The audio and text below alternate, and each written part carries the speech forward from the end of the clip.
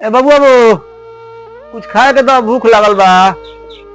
का कहा तारा बुरा हो तारा 6 बजे भूखवास लग गइल अभी तक लड़का फैका ना खइला सा भूखवास लागल बा। यहाँ काम के ना काज के दुश्मन अनाज के 2 गो तो रोटी रात देलू से पेट भरी।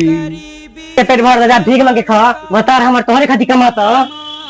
अच्छा जब करम में हमरा भीखे मांगे के लिखल रहे समय में तो जा तनी भीखे मांग के खाएम का करे। गरीबी से बड़का बीमारी रोटी का कहत रे बाबू? बाबा हम सियानन तो पापा के सही करे। ठीक बा बाबू जा घर जा घरे।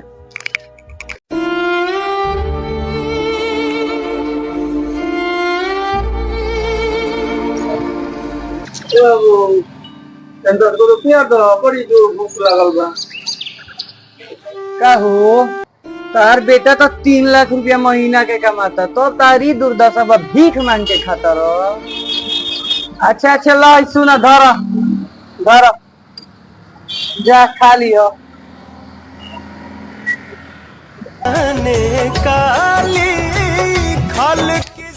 युग जमाना खराब नु बा आजकल के। लाखों रुपया कमाता लोग बेटा तो भी बुढ़वा भीख मांग के खाता। खेला समझ में नया वे जिंदगी के खेला समझ में नया वे।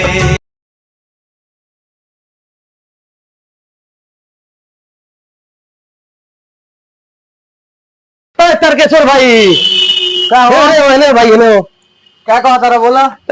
25 किलो चावल दे दो के यार दी और 2 किलो दाल दे दियो और 2 किलो कड़ुआ तेल दे दियो। आप मसाला वसाला मिला वाला के दे दियो भाई। ठीक बा कह देते नहीं। हाँ कह दे तरी सर दे।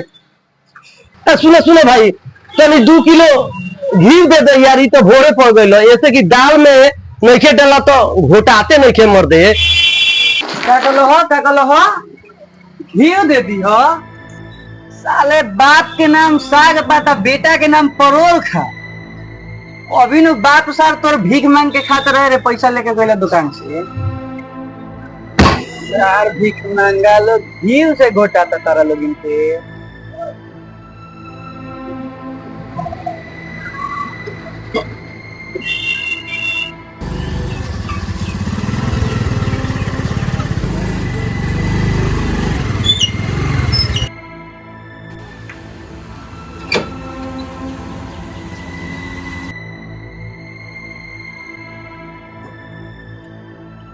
हाँ बाबू तार पेट में बहुत रहो हम तरह के खाए के नहीं देते रहो तो कि जाके मुंह पर सारा तू इज्जत गवा देला हमार जाके भीख मांगत रहो तो नहीं तरह से हम लेके आओ इज्जत प्रति सके।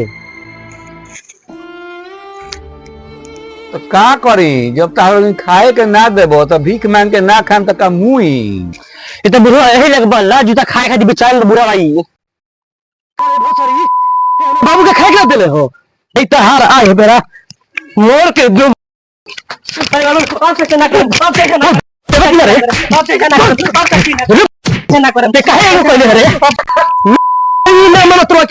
के खाए के तो रखियो सारा इज्जत हमार मीटू में मिला दिया मोर